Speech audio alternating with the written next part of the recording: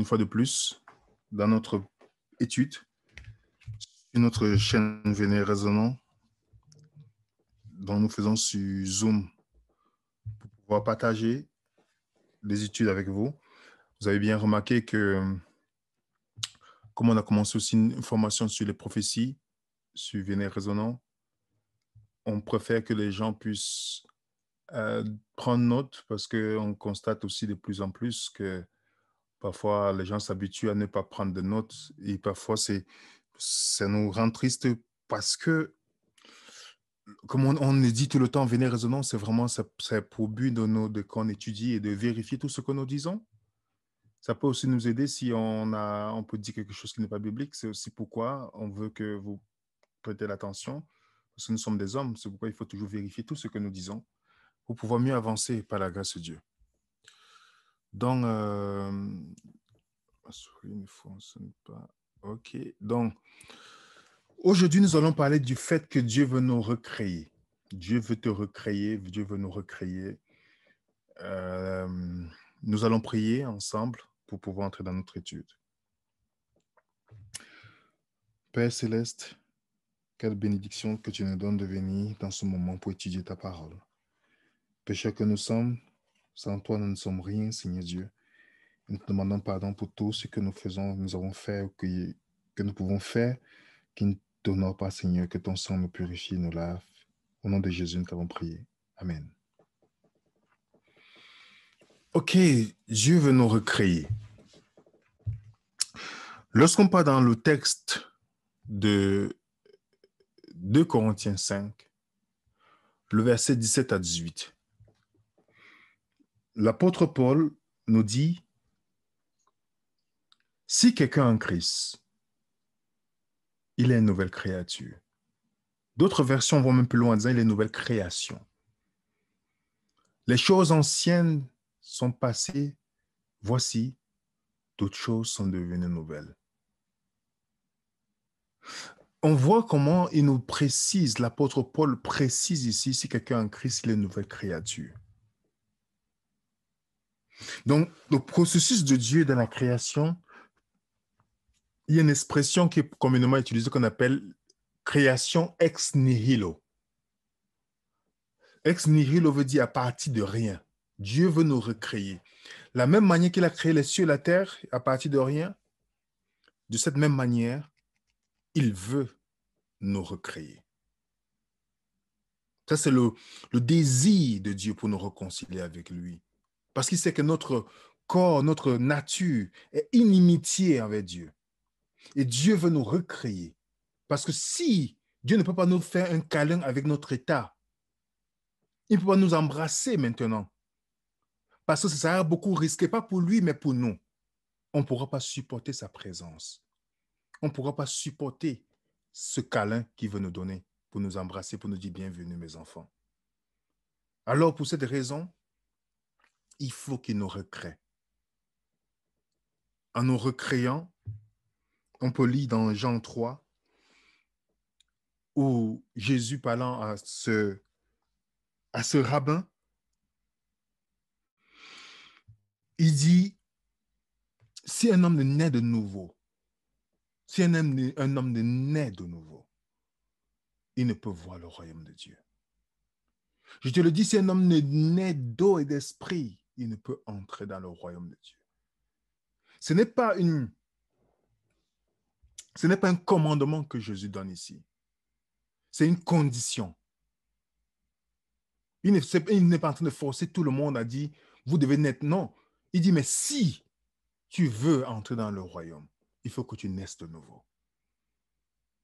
Il faut naître de nouveau. Donc, il n'est pas en train d'obliger toute la terre, dit, je vais vous amener comme on voit aujourd'hui dans le monde où on veut à tout prix nous donner certaines choses parce qu'on veut obliger tout le monde. Ce n'est pas comme ça que Dieu fonctionne. Dieu fonctionne avec la notion de la liberté. Mon enfant, je veux t'amener dans le ciel, mais sans emmener le péché. Mon enfant, je veux te sauver sans sauver le péché qui est en toi. Et c'est pourquoi la nouvelle naissance est nécessaire, non pas pour nous, pour Dieu, mais pour nous. Romains 6, 3 à 4 nous dit, ignorez-vous que nous tous qui avons été baptisés en Christ, en Jésus-Christ, c'est en sa mort que nous avons été baptisés. Nous avons donc été ensevelis avec lui par le baptême en sa mort. Afin que comme Christ est ressuscité des morts pour la gloire du Père, de même nous aussi, nous marchions en nouveauté de vie. Dieu veut que vous et moi, notre vie soit nouvelle. C'est pourquoi Dieu veut nous recréer à partir de rien. Ex nihilo, comme je l'ai dit. Il veut nous créer. La création, si on veut savoir comment Dieu nous a créés, Dieu veut nous recréer, alors nous devons aller à la création où Dieu a commencé à créer et nous allons comprendre comment il va nous créer. C'est la même manière qu'il va nous créer. Personne, vous et moi, on ne va pas dire, Seigneur, tu sais, hier j'étais obéissant, avant-hier j'étais obéissant. Seigneur, tu as vu mon poste que j'ai dans mon assemblée. Seigneur, tu as vu mon compte bancaire, tu as vu comment je marchais, je n'ai pas péché comme mon voisin. Alors, prends cette partie que j'ai travaillé fort, tiens-le et fais ma nouvelle vie avec. Non, ça ne marche pas comme ça. Dieu veut nous créer à partir de rien. Et nous allons essayer de voir les 7 jours de la création.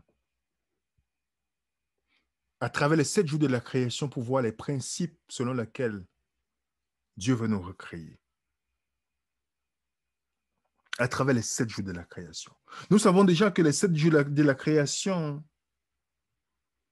révèlent notre Sauveur Jésus-Christ. Oui, nous l'avons vu ensemble une fois.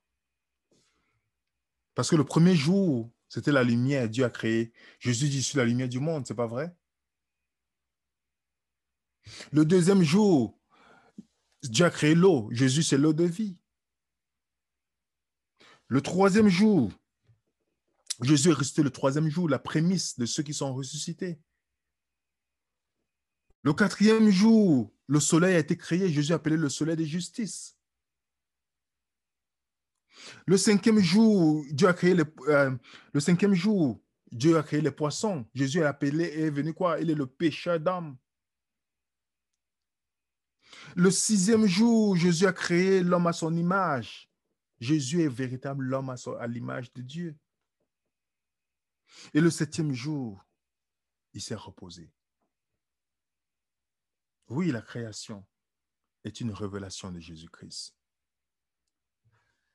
Mais dans cette jour de création, Dieu veut nous recréer.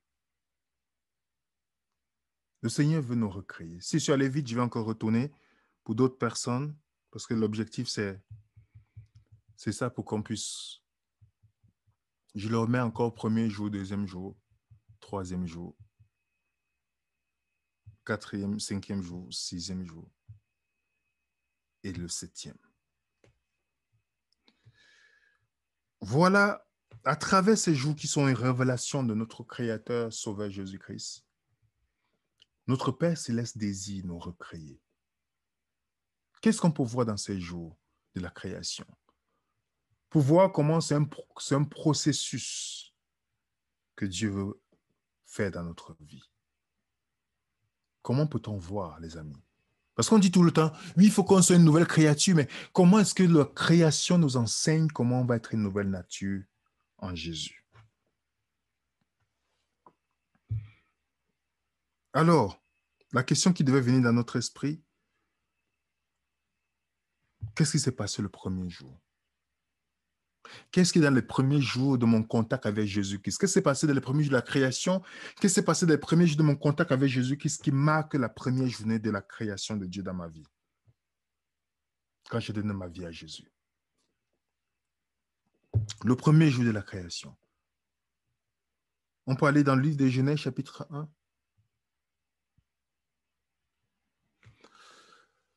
La Bible nous dit déjà, au commencement, Dieu créa les cieux et la terre. La terre était informe et vide. Il y avait des ténèbres à la surface de l'abîme. Le premier jour, Dieu nous trouve dans quel état? On nous parle de informe et vide. Nous sommes faits de terre. C'est pas vrai, les amis. Nous sommes faits de terre. La première rencontre de Jésus-Christ, personne n'était en bonne santé ici. Tout le monde était malade en premier. La première rencontre avec Christ, on était malade spirituellement. J'aime bien l'expression informe et vide. Ça veut dire tohu vobohu, qui veut dire tohu bohu, désordre sans forme. D'autres versions disent catastrophe. Quand Dieu nous rencontre, on est dans un état catastrophique. On était dans le monde, on aimait le mal. On prenait plaisir à tout ce qui est dans le mal. Moi, je n'ai jamais lutté avec le péché jusqu'à ce que je devienne chrétienne pour savoir c'est quoi la lutte avec le péché. Tout était normal pour moi dans le monde jusqu'à ce que nous rencontrons Dieu. Donc, le premier jour de la création, qu'est-ce qui se passe dans ma vie? Je suis dans une situation catastrophique. Je suis dans les ténèbres parce que je ne suis pas dans la lumière à ce moment. Je suis dans les ténèbres. Mais quelque chose d'intéressant, c'est que Dieu me touche d'abord par son esprit. On dit l'esprit de Dieu mouvait au-dessus. L'esprit de Dieu, au début, Dieu nous communique on commence à se poser des questions, on commence à voir notre état. On se rend compte qu'on est dans un état sale, dans les ténèbres. Mais Dieu, par son esprit, qui est en train de nous visiter au fur et à mesure, quelque chose se produit. Et c'est ainsi que Dieu dit, écoutez bien la parole de Dieu. Il dit que la lumière soit. Et la lumière fut.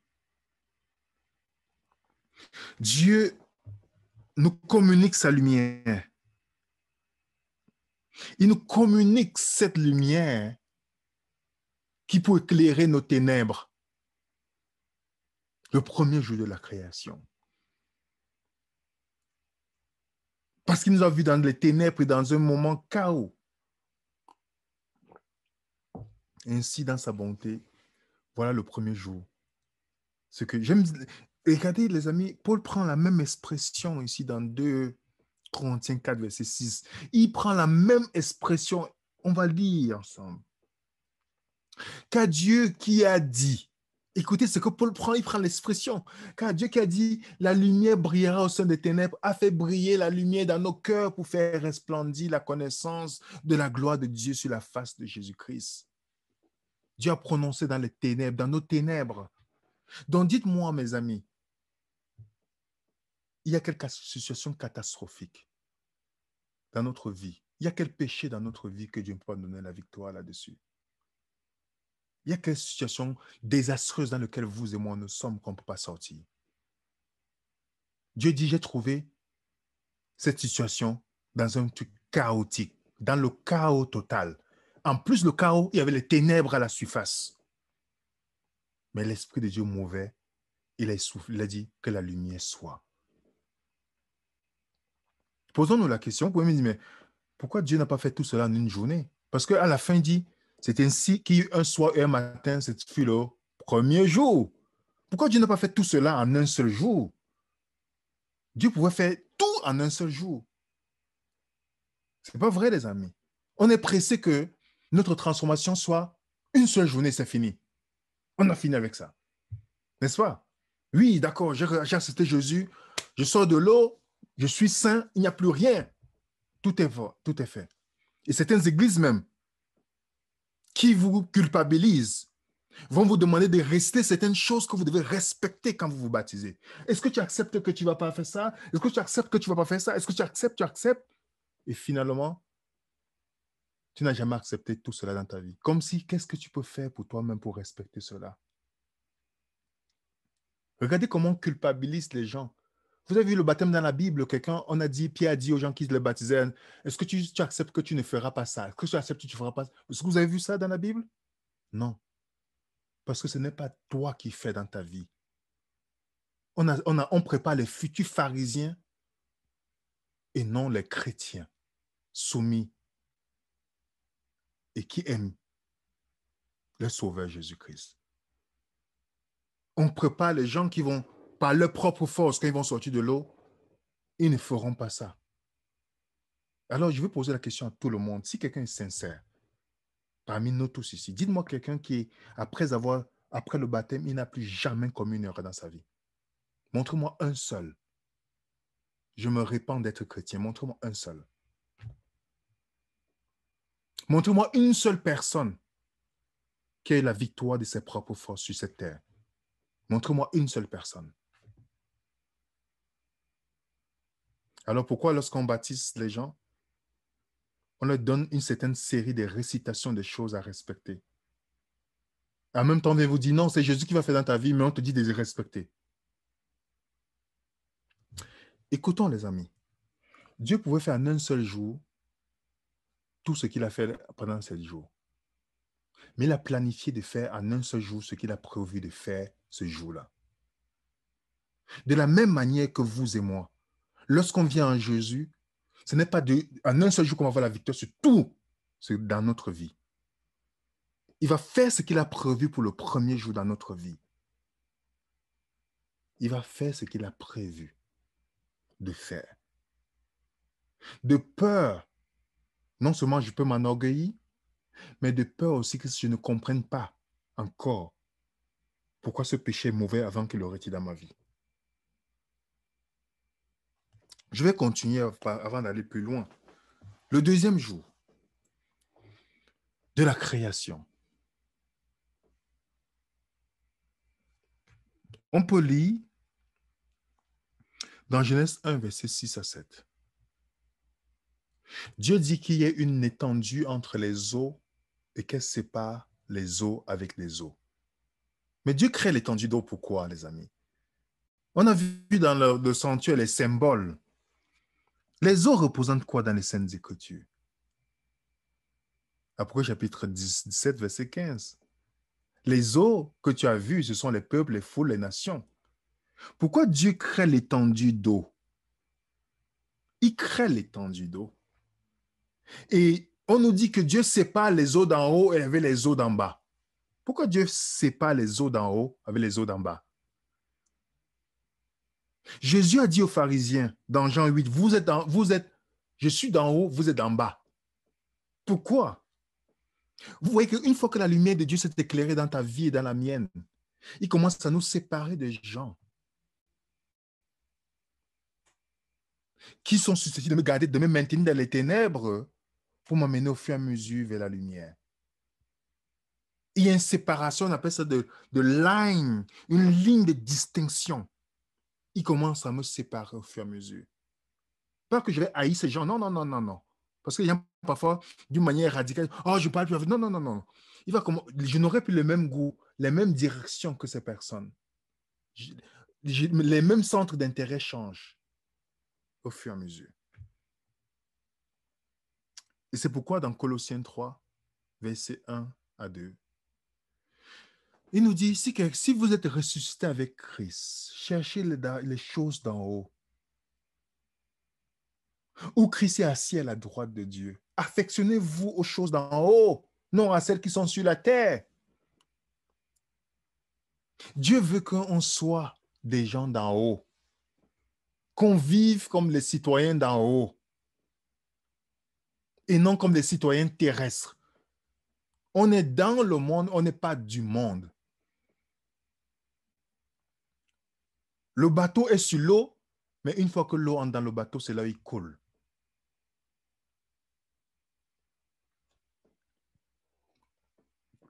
Et Dieu, ce n'est pas les eaux d'en haut.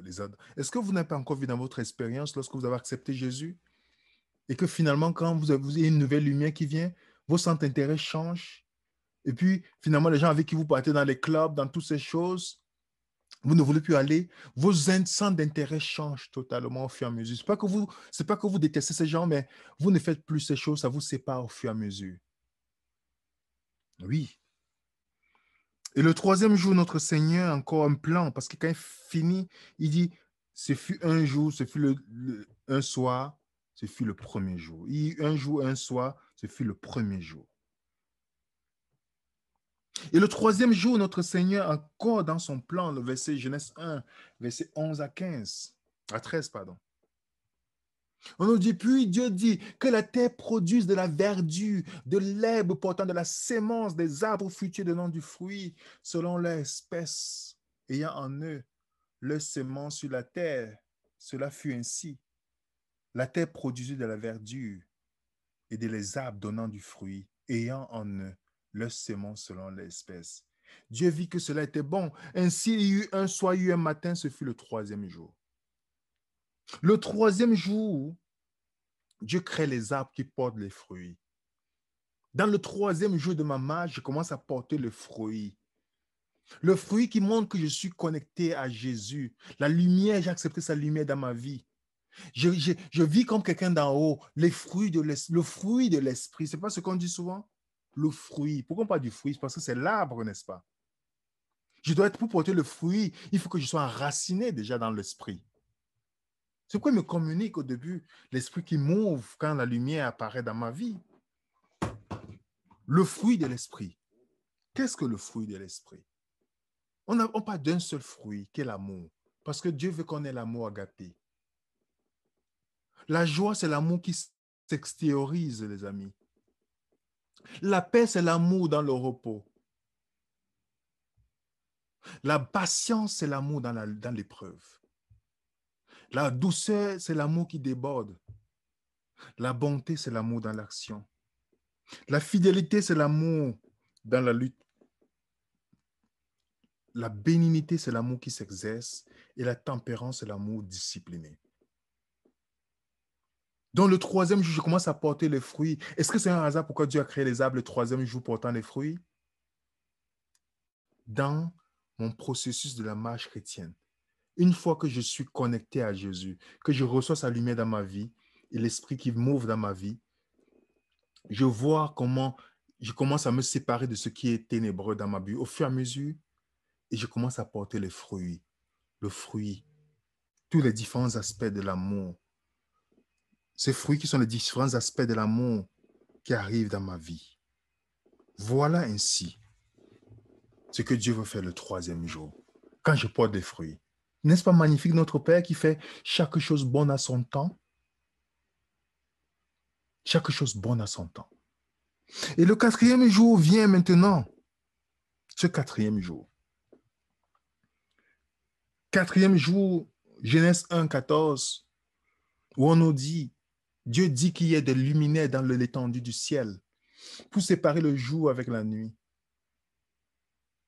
Dans le verset 16 dit, Dieu fit des grands luminaires, et la plus grande des luminaires pour présider le jour, le plus petit luminaire pour présider la nuit, il fit aussi les étoiles. Dieu fait les lumières le quatrième jour. Dieu fait les grands luminaires, la plus grande lumière, c'est le soleil, c'est pas vrai? Le soleil, qui est le soleil de justice dans la Bible? C'est Jésus. Nous sommes comme la lune. Apocalypse chapitre 12 dit que cette femme est sur la lune, n'est-ce pas? La lune reflète la lumière du soleil. Donc nous devenons le reflet de la lumière du soleil de justice qui est Jésus-Christ. C'est pourquoi il dit, vous êtes la lumière du monde. Non pas qu'il y ait une lumière en nous. Non, nous reflétons seulement sa lumière. Il n'y a pas de lumière en nous. Nous reflétons la lumière que nous recevons de lui. C'est pas pour rien que dans Matthieu 5, il dit quelque chose de très intéressant. Matthieu chapitre 5, versets 14 à 16. Il dit, vous êtes la lumière du monde. Une ville située sur une montagne ne peut être cachée. On n'allume pas une lampe pour la mettre sous le boisseau, mais on la met sur le chandelier. Elle éclaire tous ceux qui sont dans la maison. Que votre lumière luise ainsi devant les hommes, afin qu'ils voient vos bonnes œuvres et qu'ils glorifient votre Père qui est dans les cieux. Est-ce que la lumière vient de moi, les amis? Non, comme la lune reflète la lumière du soleil, ainsi nous, chrétiens, on reflète la lumière de Jésus qui est notre soleil de justice, comme Malachie le dit. Oui, je ne peux pas recevoir la lumière de Dieu, recevoir le Saint-Esprit, que je commence à porter les fruits sans être une lumière. Ce n'est pas possible, les amis. Je commence à être une lumière, une petite lumière qui dirige les gens vers la grande lumière qui est Jésus-Christ. Oui, Dieu veut nous recréer. Ainsi, nous arrivons au 5e jour. Au 5e jour de notre Sauveur, dans notre processus de sanctification dans lequel il nous amène, dans son calendrier de son 5e jour. On peut lire dans le verset 20 à 21 de Genèse 1, Dieu dit que les eaux produisent en abondance les animaux vivants, les oiseaux volent sur la terre vers l'étendue du ciel. Dieu créa les grands poissons et tous les animaux vivants qui se meuvent. On voit les grands poissons qui sont là. Dites-moi, quand on commence à porter la lumière, qu'est-ce qu'on devient? Pêcheur d'hommes, c'est pas vrai? Le poisson, c'était pour pêcher. On n'est plus pêcheur de poissons, mais pêcheur d'hommes. Chaque fois que ma lumière commence à briller devant les hommes, je deviens pêcheur d'hommes. Et quand Jésus a rencontré les disciples, qu'est-ce qu'il leur a dit? Dans Matthieu 4, il a vu ces pêcheurs. Comme il marchait le long de Galilée, il vit deux frères Simon, appelés Pierre et André, son frère, qui jetaient le filet dans la mer. Car ils étaient pêcheurs, il a dit, suivez-moi, je ferai de vous pêcheurs d'hommes. Quand je commence à porter cette lumière, c'est indiscutable que je vais commencer à être pêcheur d'hommes. Ainsi, nous entrons, oui, dans le 6e jour de la création.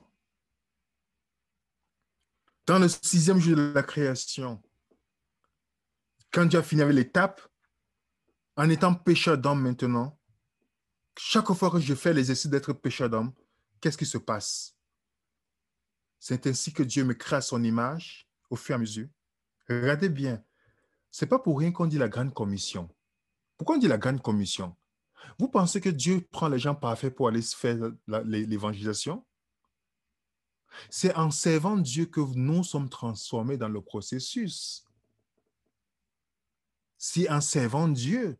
C'est ainsi qu'il nous donne la domination sur les animaux de la mer et de la terre. Il nous donne la domination sur nos péchés. Est-ce que vous savez, je vais vous donner un mot. Retenez bien le mot qui donne la domination sur les animaux. Dans Genèse 2, verset 19, on nous dit bien, l'Éternel forma l'homme de la terre, tous les animaux. OK? Le mot animaux, les animaux que vous voyez là, en hébreu, c'est le mot bête à petit animal. C'est intéressant que le 6e jour, Dieu me donne la domination sur mes appétits charnels. Il me donne la domination sur la bête intérieure. Est-ce un hasard, mes chers amis? Mais il me transforme en son image. Et dans la transformation en son image, il me donne la domination sur la bête intérieure. Sur mon appétit. Et remarquez bien, c'est combiné avec un processus. Genèse 1, verset 29. Il change mon alimentation. Vous n'avez pas vu que c'est le 6e jour que Dieu a donné l'alimentation de l'homme qui était faite de quoi? Des fruits portant de la sémence et de tout arbre. Il dit, ce sera votre nourriture. Qui va aller dans le ciel manger le poulet là-bas? Dites-moi quelqu'un qui va manger le poulet dans le ciel. S'il veut nous recréer, comment ça va se passer? Est-ce qu'il y aura du poulet boucané là-bas? Non. Vous remarquez bien que le processus, il y a un lien étroit, et Dr. Verger vous l'a expliqué, entre la victoire sur notre appétit et l'alimentation. Il y a un lien. Et c'est pourquoi le 6e jour, tandis que Dieu me transforme à son image, pour que j'ai la domination sur l'appétit, il change en même temps mon alimentation. Qu'est-ce que Dieu a voulu faire à Israël lorsqu'ils sont sortis d'Égypte? Il a fait la même chose. Exode chapitre 16, il a changé leur alimentation. Et il voulait les amener à Canaan, à sa présence, mais il a voulu changer l'alimentation. Les rebelles ont refusé et beaucoup ne sont pas entrés à Canaan parce qu'ils ont refusé le plan que Dieu avait pour eux. Malheureusement, nous répétons cette histoire parfois du mauvais côté.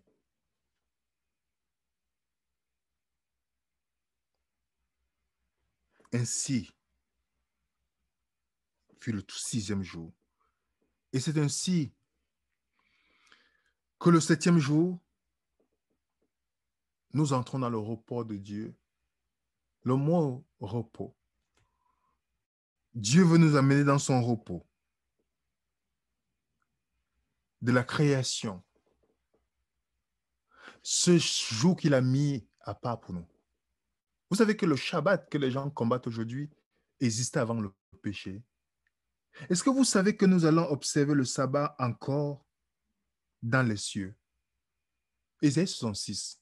Ceux qui sont en train de combattre vous disent, vous n'avez pas besoin du Shabbat, on peut adorer Dieu tous les jours. Ils peuvent aussi dire la même chose, on peut dire la même chose. Pourquoi Dieu a choisi que ce jour, pas un autre jour? À quel moment ça a été changé? Jusqu'aujourd'hui, personne ne m'a encore donné un texte, 2, 3 témoins qui me prouvent que Dieu a dit, je change ce jour. Il n'y a qu'un système qui a voulu changer ce jour. Dieu n'a jamais dit. Et Dieu achève toujours ce qu'il a commencé comme cet artiste. Dieu achève ce qu'il a commencé. Donc, pourquoi Dieu n'a pas tout créé en premier jour? Dieu a fait ce qu'il avait prévu faire ce premier jour. Donc, dans vous et moi, dans notre marche chrétienne, on peut facilement tomber dans le découragement lorsque on dit, mais je suis chrétien, mais pourquoi est-ce que je lutte avec ça encore? On tombe dans le découragement et on écoute la parole de Satan. Est-ce que Dieu a déjà fait quelque chose et l'a laissé à moitié? Non. Alors laissons-le. C'est lui qui a planifié le temps pour lequel il va retirer tout ce qui est dans notre vie. Luc chapitre 5. Voici un texte que Jésus lui-même dit.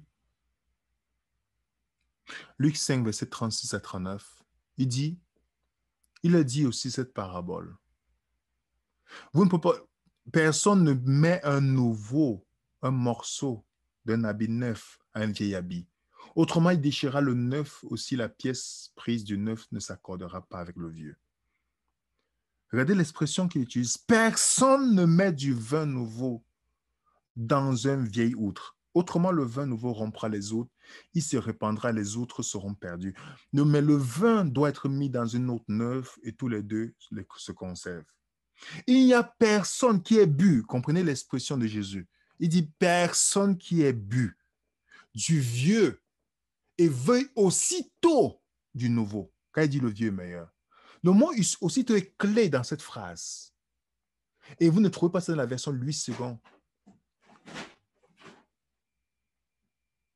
Vous trouvez ça dans la version, Martin, juste un instant s'il vous plaît.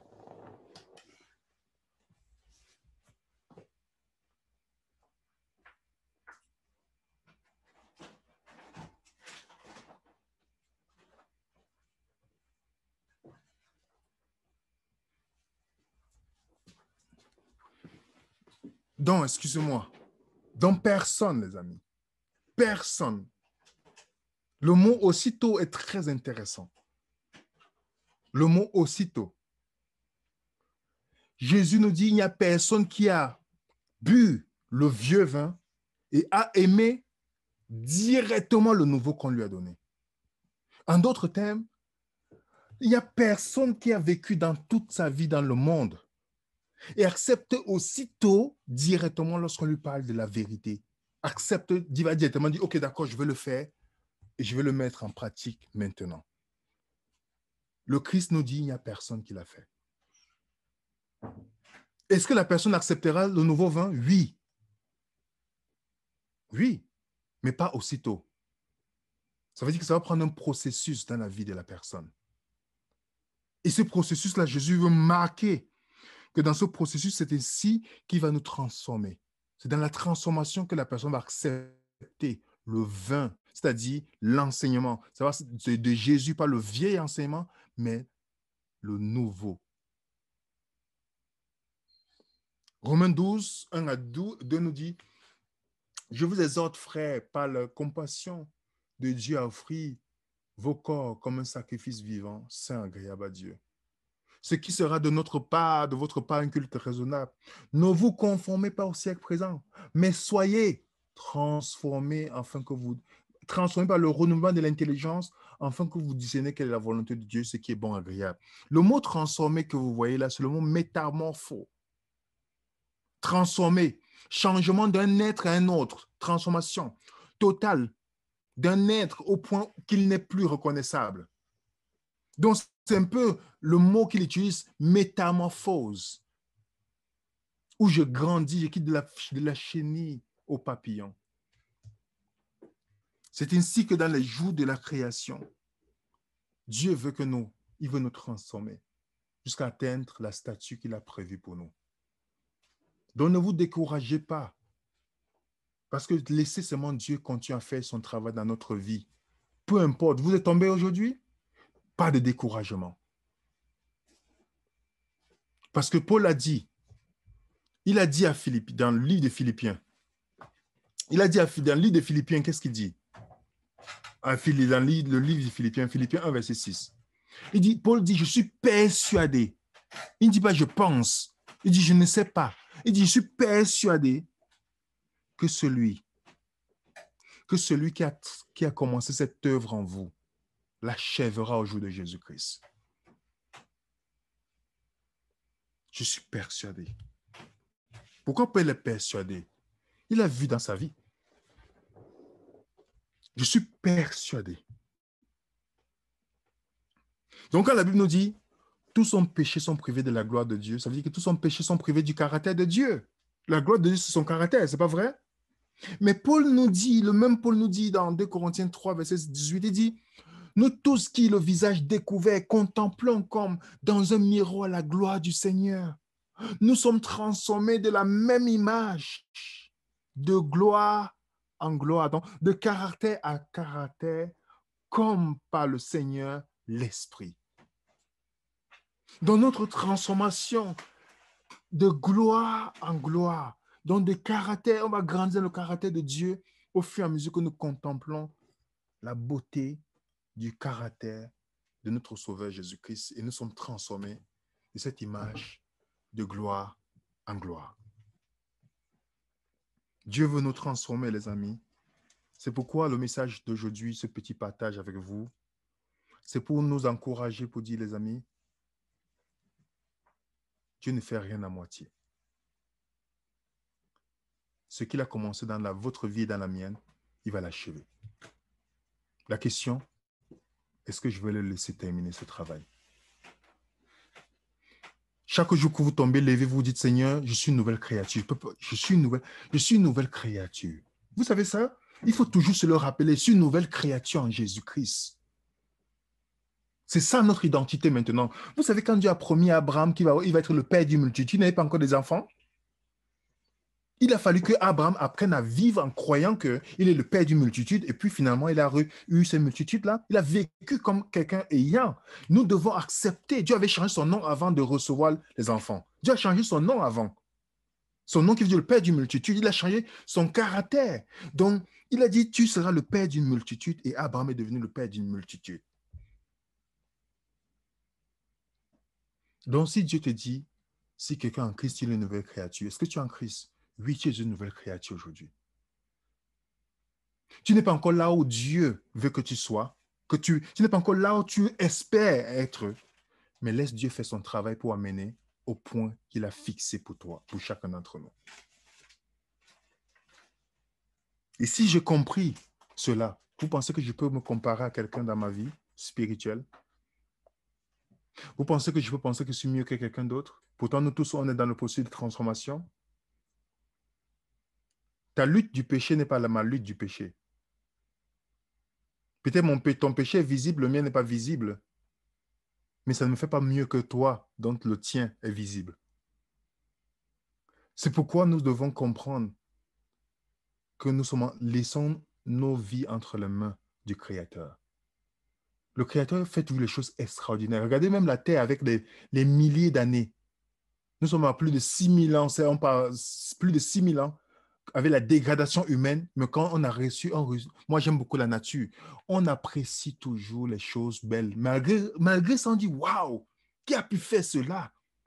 Quand tu regardes les montagnes, tu regardes les arbres, tu vois les fleurs, tu vois les oiseaux, les différentes couleurs, tu dis, qui a pu faire le magnifique? Avec le péché, on apprécie encore les choses. Imaginez sans péché, les amis. Dieu, c'est un artiste extraordinaire. Et s'il a commencé son œuvre dans la vie, dans ta vie et dans la mienne, vous verrez ce qui va sortir de ça. C'est pas pour rien que dans Isaïe 53, on dit, il sera satisfait de son travail à la fin. Il sera satisfait. Dieu sera satisfait de son œuvre à la fin. Lisez Isaïe 53, lisez même dans la version matin, parce que la lutte seconde, parfois, elle ne sort pas. Pourquoi Dieu sera satisfait? Parce qu'il ne fait rien. Qu'est-ce qu'il a fait le dernier jour? Il vit que tout était très bon. Tout était très bon. Donc, chaque jour, les amis, que vous vous levez, lisez 2 Corinthiens 5, verset 17. Et rappelez-vous que vous êtes une nouvelle créature. Rappelons-nous cela. Chaque jour. C'est quelque chose que je veux lancer à tout un chacun. Nous n'oublions pas, mettez même comme un réveil dans notre téléphone. Seigneur, je suis une nouvelle créature aujourd'hui. Je suis une nouvelle créature. Je vais vous donner une chose que vous avez déjà lu dans la Bible. C'est dans Jean 15, le verset 3. Jésus dit à Pierre et aux disciples, Judas était parti, Judas a abandonné Jésus. Dieu n'a jamais chassé Judas, même s'il savait que Judas devait le trahir. Il n'a jamais dit, je te mets dehors. C'est Judas qui est parti lui-même, de lui-même. Les 11 qui sont restés, Jésus dit, il n'est pas encore crucifié ici, dans Jean 15. Lisez le verset 3. Mendy, tu peux lire le verset 3 pour nous, parce que si c'est moi qui parle, on va penser que je fabule. Mais lisez le verset 3. Vous me dites pourquoi Jésus le dit. Jean 15, verset 3. Oui. Vous êtes déjà net à cause de la parole que je vous ai annoncée. Ça, c'est quelle version? Absterwald. Parce que la Martin ou la King James dit, vous êtes tous purs à cause de la parole que je vous ai annoncée. Mais dites-moi, ce n'est pas les disciples qui ont laissé Jésus, qui ont fait Jésus à un moment donné quand il a été arrêté? Pourtant, Jésus le dit dans Jean 15, qu'ils sont tous purs. Jésus n'est plus là. Ceux qui sont demeurés avec lui disent, vous êtes tous purs. Comment tu peux dire pur aux gens qu'en quelques minutes, 2 jours, 3 jours plus tard, il le réunit? Alors dites-moi les amis, ça ne sonne pas. Comment ça sonne dans notre esprit? Jésus a vu ce qu'ils peuvent devenir en lui, s'ils demeurent en lui. Et chaque fois que vous donnez, vous et moi, dans notre vie à Jésus-Christ, il ne regarde pas qui nous sommes, il regarde qui on va devenir quand on demeure en lui. Alors, si vous étiez membre d'église de temps de Pierre, comment vous allez voir Pierre qui a régné Jésus? Pourtant, Jésus lui a dit que vous êtes tous purs. Vous allez dire que c'est un traître, c'est pas vrai? C'est un pécheur, il a régné Jésus. Vous allez viser la tomate sur lui, c'est pas vrai? Lancer des pierres. Mais Jésus avait dit, vous êtes tous purs. C'est pourquoi notre vision est détériorée. Nous ne devons pas voir les choses comme parce qu'on pense qu'on a les yeux, on est saint. Non. On doit laisser Dieu voir les choses comme lui voit les choses.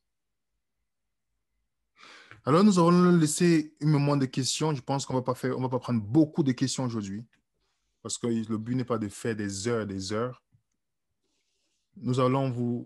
On a 30 minutes de questions. 30. Je dis bien 30 minutes, mais si tu peux mettre avec nous à la fin des questions, on arrête. 30 minutes de questions. D'accord. Donc, on arrête à 17h20. Alors, n'oubliez pas de lever la main comme d'habitude. Nous avons une première question de Bruxy Jones. Ok, en fait, c'est pas une question, c'est juste qu'en fait, que le frère William est allé un peu vite sur la diapo de fruit de l'esprit, l'amour. Et je voulais savoir si c'était juste possible, s'il vous plaît, de remettre la diapositive pour pouvoir continuer à noter. Bon, ma sœur, tu es arrivée en retard. Hein, Non, non, non, je suis arrivée au tout début, au tout début. Je suis là depuis le début. mais quand dit tu es en retard pour copier, mais on va mettre dans le chat. Tu peux regarder dans le chat. Ok, d'accord, très bien, merci beaucoup. Merci, Brixie. C'est au tour de Benjamin. Benjamin K. Allez-y.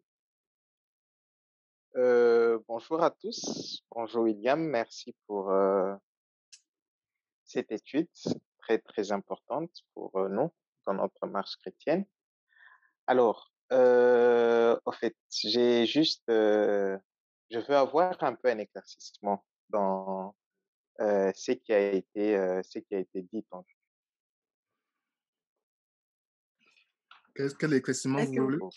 Parce Ouais. que, en fait, depuis que je suis devenu chrétien, n'est-ce pas, il y a quand même pas mal une chose, bon, qu'on a appris dans le milieu chrétien, c'est que nous devons faire notre part. Dieu a sa part et nous aussi, nous devons faire notre part. Alors, départ, peut-être en me basant sur, je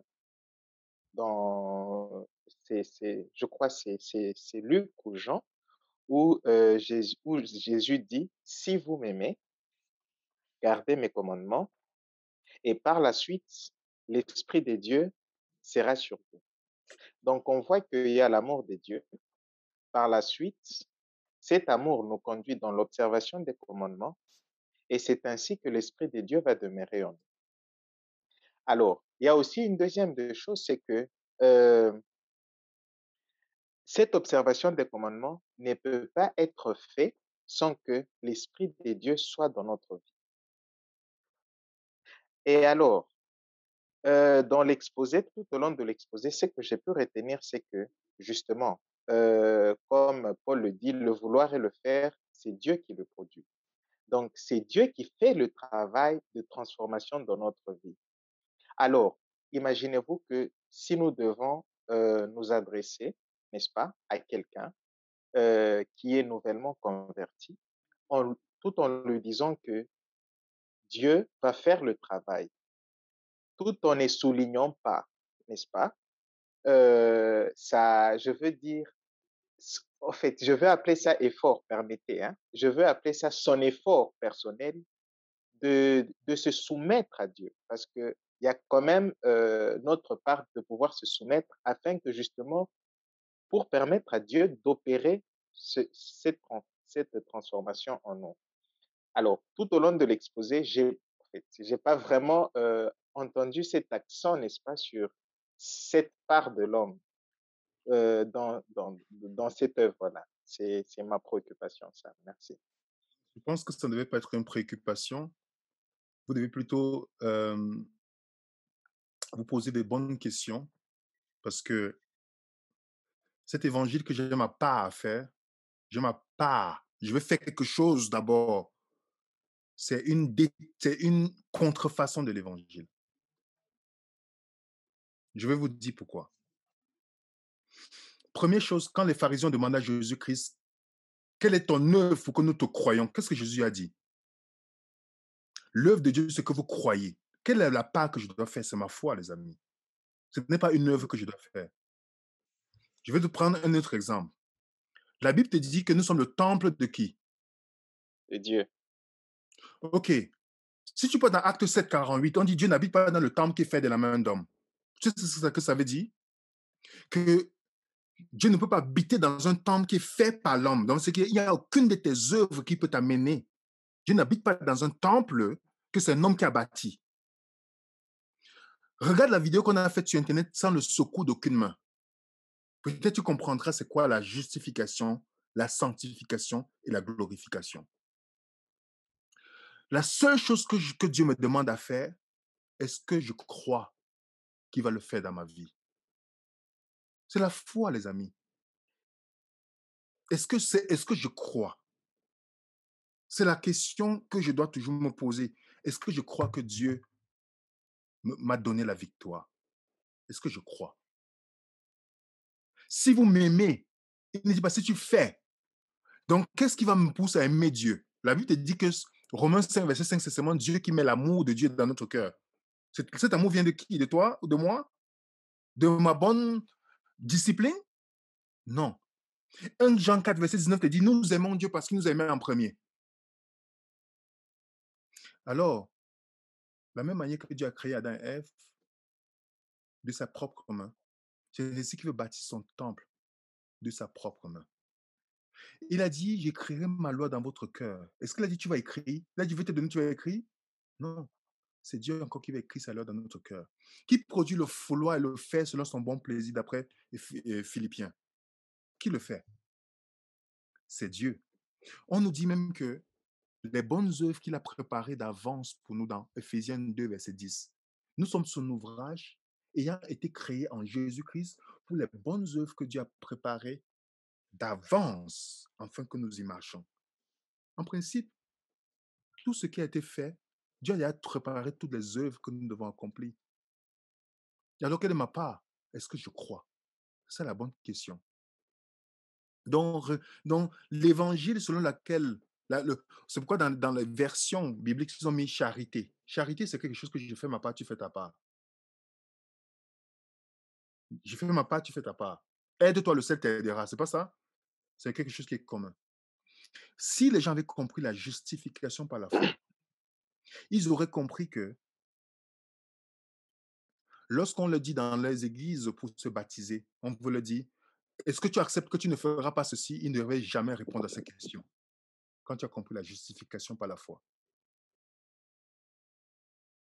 Parce que personne ne peut promettre à Dieu ce qui va être parfait demain.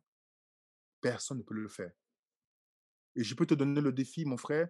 Fais une semaine, tu dis que tu vas lire la Bible et tu me diras si tu vas aller jusqu'au bout. Fais une semaine, dis que tu vas, Seigneur, cette semaine, je fais tout de ma propre force. Tu me diras si tu iras au bout. Et c'est pourquoi c'est très important que nous laissons Dieu. Dieu nous demande seulement notre foi. Est-ce que tu me fais confiance? Je ferai. Je ferai. Est-ce que tu acceptes ce don que je te donne?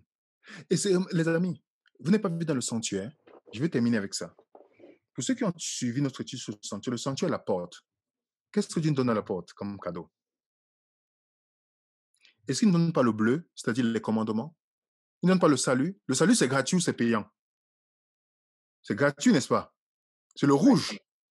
Alors, est-ce que quelqu'un refuse? Tout le monde prend, c'est gratuit. Le bleu qui symbolise le commandement de Dieu, est-ce que c'est payant? C'est donné ensemble. Alors, le don de l'obéissance, c'est encore Dieu. Le don de l'obéissance, c'est encore Dieu. Comme le don du salut, c'est encore Dieu. Comme le don de la royauté et le pourpre, c'est encore Dieu. Comme le don du blanc, la pureté, c'est encore Dieu. Et comme le fin lin de justice, c'est encore lui. C'est pourquoi personne ne se glorifiera pour dire qu'il est mieux que l'autre. La seule chose que Dieu te demande, est-ce que tu me fais confiance? C'est la foi qui va prendre. C'est pas la foi que j'accepte de me baptiser. C'est pas la foi que j'accepte de marcher avec Jésus. C'est pas la foi que j'accepte de vouloir vivre avec lui. Comme si. C'est pourquoi Jésus dit, le royaume des cieux, c'est quoi? Il est avec vous maintenant. C'est pas dans le ciel que je vais vivre bien. C'est maintenant par la foi que j'accepte. Parce que Dieu a dit, je crois que Dieu veut que je mange bien. Je crois qu'il veut mon bien, comme je connais son amour pour moi.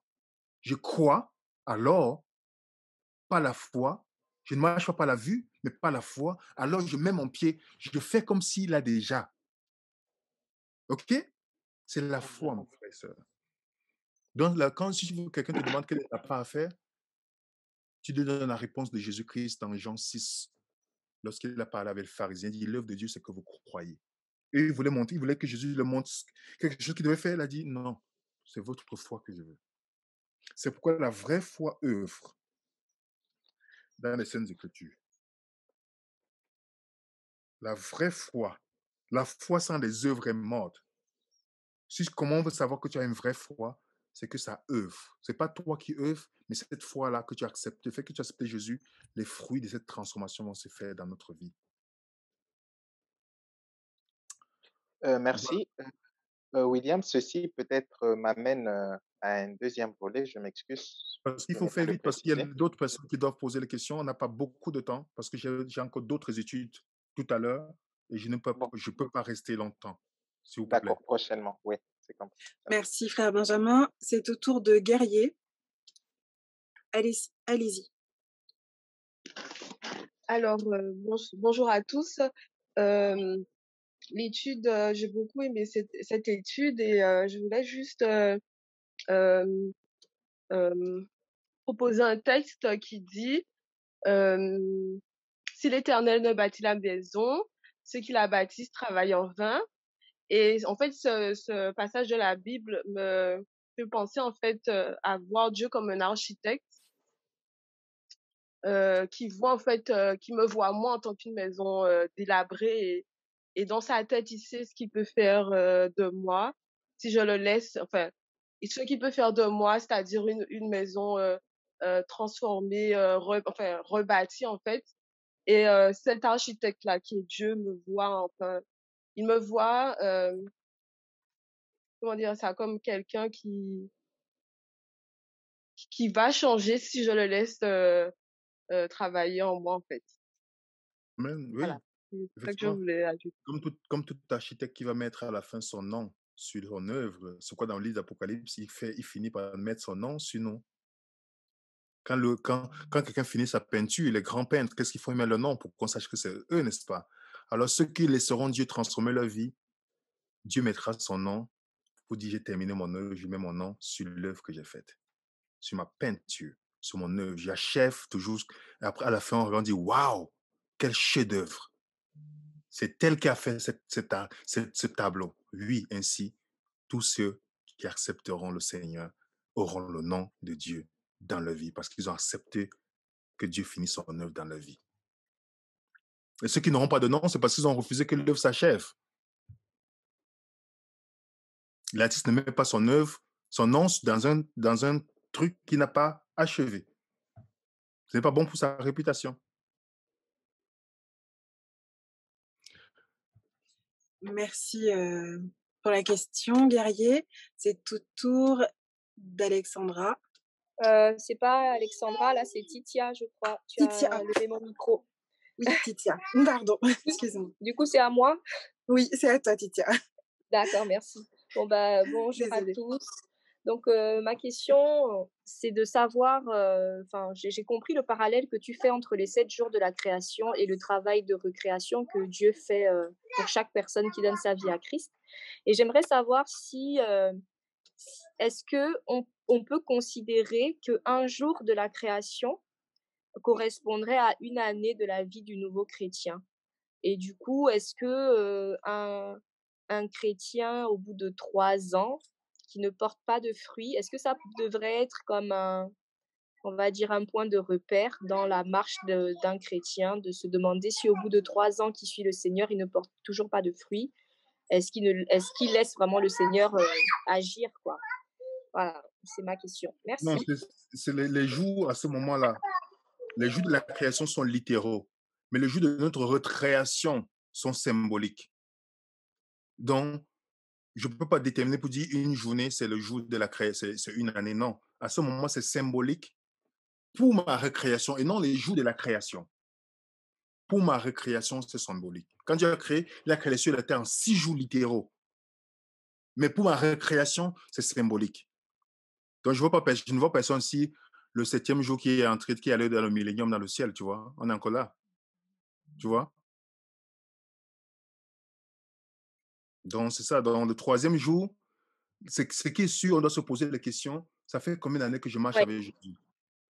Oui, je comprends. Tant que je Donc, en marche fait, avec Jésus, tu vois? c'est plus au final, c'est plus comme un processus où les différentes étapes qui sont produites aux différents jours de la création peuvent se répéter plusieurs fois dans notre marche au final jusqu'à ce que chaque objectif atteigne sa perfection en fait. Je sais pas si tu me suis, c'est pas bien dit, mais Oui.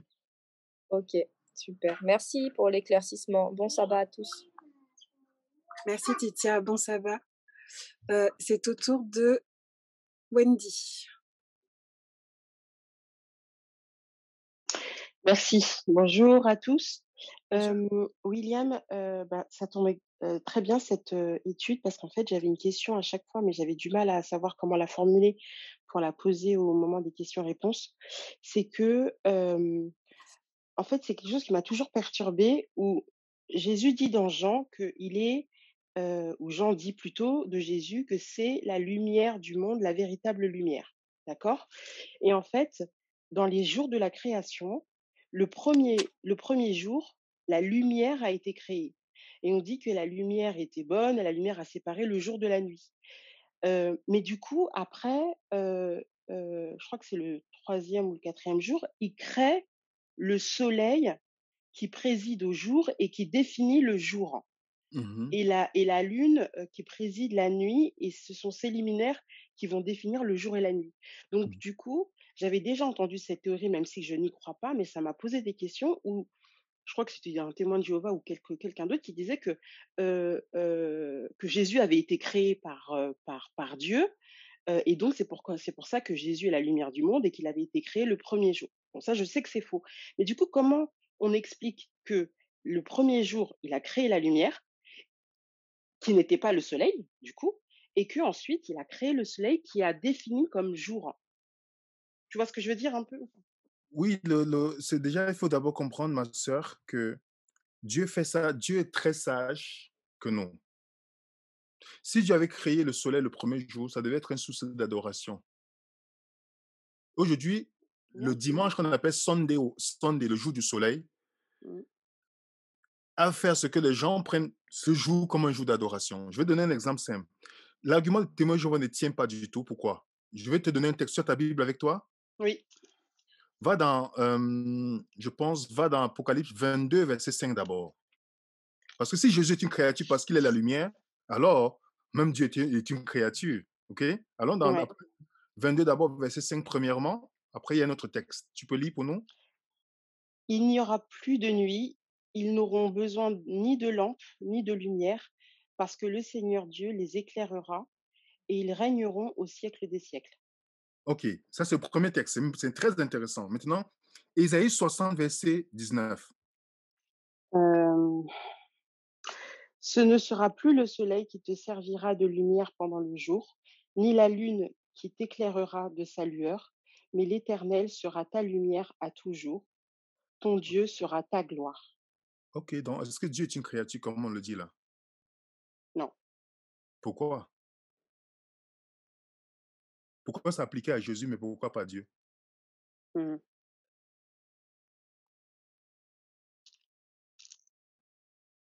Tu vois que l'argument ne tient pas du tout. Oui, bien sûr.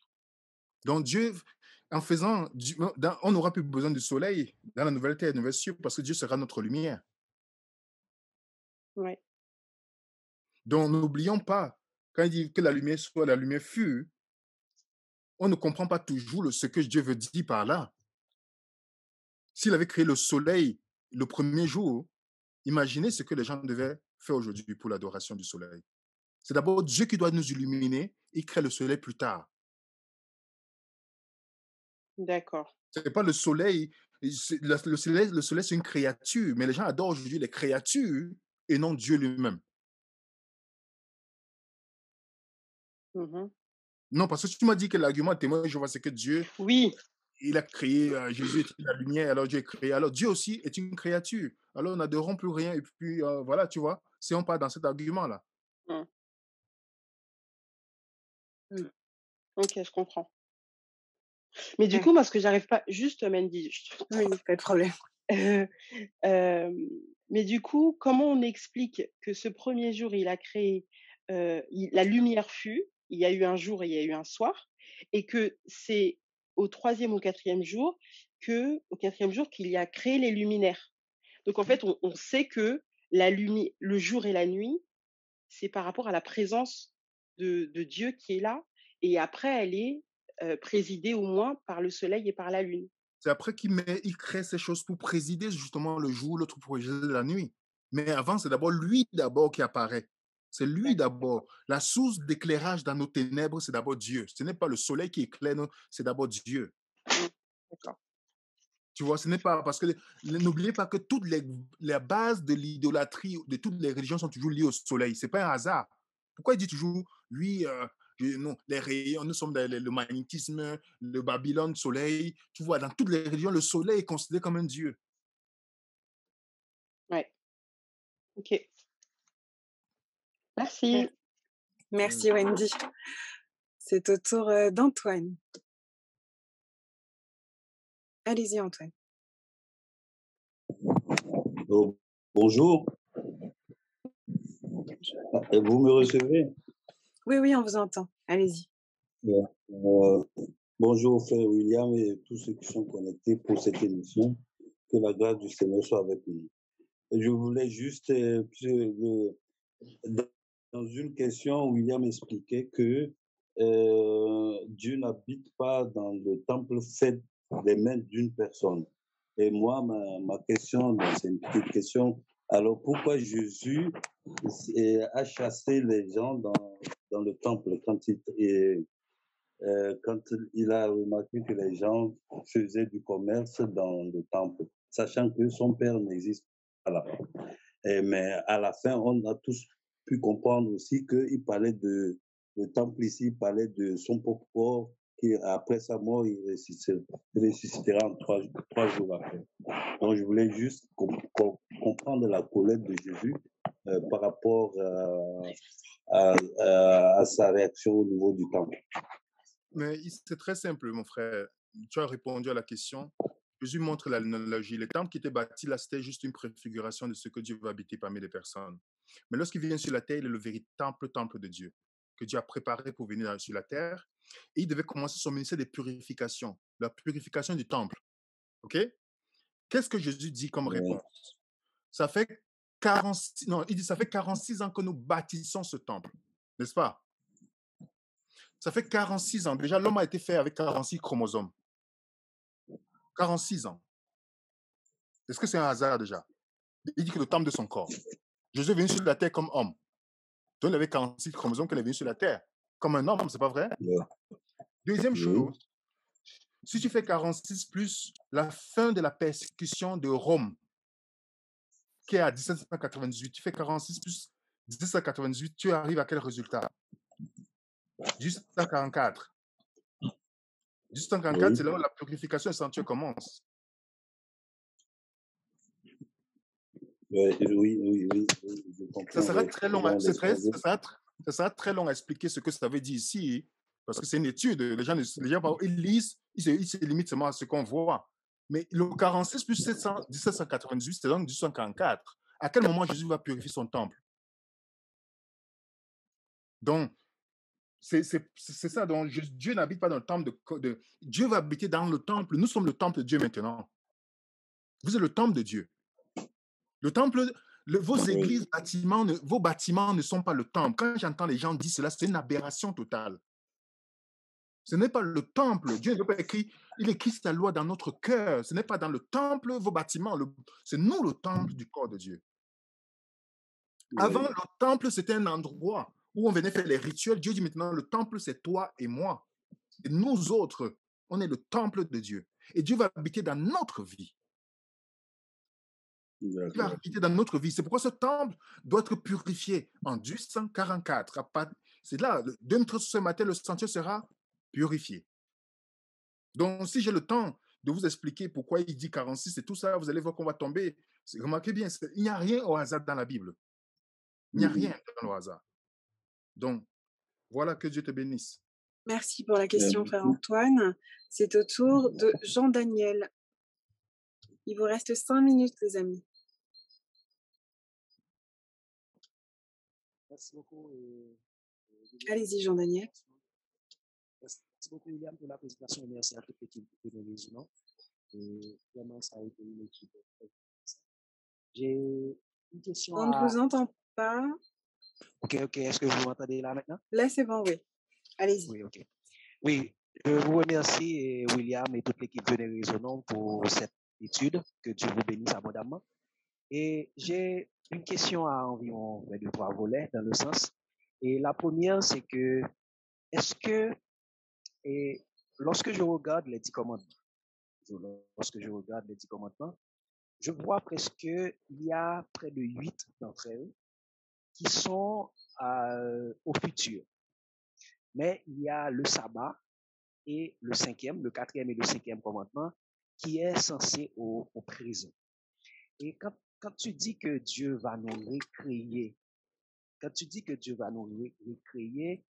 et comment tu comprends cet aspect par rapport avec la question de création? La deuxième partie de Je la ne comprends question, pas. c'est... Il faut être précis dans la Oui. question si vous voulez qu'on réponde. Je ne Ok, comprends ok, pas ok, je vraiment la vois. question. Je ne comprends pas Ok, vraiment. excuse-moi, excuse-moi. Oui. Je te dis que lorsque je regarde les 10 commandements, je vois que presque il y a 8 d'entre elles qui sont au futur. Et tu ne te feras point d'image taillée, tu n'auras pas d'autre Dieu devant ma face, ainsi de suite. Et le quatrième et le cinquième commandement, c'est être au présent. Est-ce qu'il y a quelque chose à retenir par rapport avec ça? Et je, je souhaite comprendre si c'est possible. Sincèrement, je ne sais pas. Peut-être Ok, vous pouvez étudier là-dessus. Peut-être moi, je n'ai pas encore fait le lien, quoi. d'accord, d'accord, d'accord. Merci. Et l'autre aspect, c'est que comment, et ce que tu as dit là, c'est très bien par rapport avec Dieu veut nous recréer. Et quand on regarde et Jean 3,16, il dit que car Dieu a tant aimé le monde, il a donné son Fils unique afin que quiconque croit, il n'y a rien de plus. Mais comment et On vous entend très mal. Jean-Daniel? Bon, ça a coupé. Est-ce qu'il y a d'autres questions, s'il vous plaît? Il reste 2 minutes. Bon, je pense que bon, c'est bon pour tout le monde, que Dieu vraiment nous gâte et qu'il nous recrée, puis qu'il vous bénisse abondamment. Je pense que nous allons terminer pour ce moment. Et je pense qu'on va prier. On se donne un rendez-vous. Je pense qu'on va vous annoncer aussi les prochaines formations sur l'entrepreneuriat, mais cette vidéo-là, je vous le dis sincèrement, elle ne sera pas mise en ligne. Même en mode privé, comme on l'a fait sur la deuxième vidéo. Parce que ça donne beaucoup de travail de faire toutes ces choses et de revenir sur les choses tout le temps. Vous comprenez? Je vois les gens parfois qui nous envoient les messages, vous demandent encore les PowerPoint, les PDF qu'on a donné, prévus depuis. C'est trop de travail et nous sommes très peu. Donc, c'est difficile. Je ne sais pas si les gens, parfois, je vois les messages sur mon WhatsApp, je ne peux même pas répondre. Donc, parfois, les gens me posent des questions personnelles de la Bible sur le WhatsApp, mais pourtant, on a mis le mercredi pour poser des questions. Donc, si vous voulez nous faciliter la tâche, nous sommes très peu et ce n'est pas du tout évident. On a aussi des choses qu'on fait, tout ça. Donc, nous vous demandons, on vous supplie.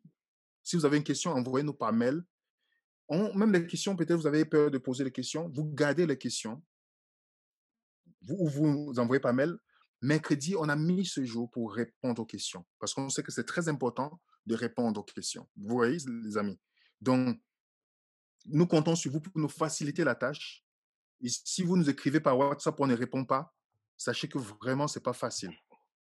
Ce n'est pas vraiment facile de faire plusieurs choses en même temps. Parfois, je me demande même si je dois jeter mon téléphone ou pas, parce que c'est pas énorme, c'est pas facile du tout de gérer tout cela. Donc, priez pour nous, mais facilitez-nous aussi la tâche. Et si le mercredi, vous pouvez nous envoyer vos questions, ça va nous aider. Et comme ça, nous allons répondre pour aider, parce que les questions que vous avez, c'est bénéfique aussi pour d'autres personnes. C'est pas seulement pour nous. Quelqu'un, à travers vos questions, ça peut aider quelqu'un quand on répond le mercredi, qui s'est questionné sur le point. C'est pourquoi je trouve ça, c'est bénéfique, c'est pas seulement pour nous, mais pour d'autres personnes à poser les questions, les amis. Et aussi les questions, comme on fait souvent à la fin de nos partages sur Zoom, c'est aussi l'occasion qu'on donne sur le sujet. Comme les questions qui ont été données, vous voyez, peut-être les points qui sont venus, les questions qui ont été données, toutes les questions étaient intéressantes. Et vous voyez, on apporte une réponse, ça va éclairer quelqu'un d'autre. Et c'est comme ça que nous devons un peu progresser comme ça, les amis. En tout cas, c'était un plaisir d'être avec vous. Et merci pour vos prières, pour vos encouragements, que Dieu nous donne la force. Et Mehdi, je vais te laisser terminer par la prière. D'accord. Merci Seigneur pour cette journée que tu nous as permis de passer. Merci pour ton sabbat. Merci Père pour cette étude que tu nous as permis d'entendre, Père. Permets-nous de comprendre, Père, ta parole. Permets-nous de te laisser agir dans nos vies, Père. De te laisser continuer ce travail que tu as commencé, que tu souhaites achever, Père. Je remets nos vies entre tes mains. Que ta volonté seule soit faite dans nos vies. Accorde-nous ton Saint-Esprit, Père, à chaque instant. Au nom de Jésus. Amen. Amen. Que Dieu nous bénisse à tous, les amis. Et puis, n'hésitez pas, s'il y a des questions que peut-être au fur et à mesure vous avez, envoyez-nous ces questions-là, je vous en supplie par mail. Nous allons essayer de répondre mercredi par la grâce de Dieu. Et nous vous souhaitons une bonne semaine et bonne étude. Merci, ça va être Bonne semaine. très bonne Au revoir. matinée.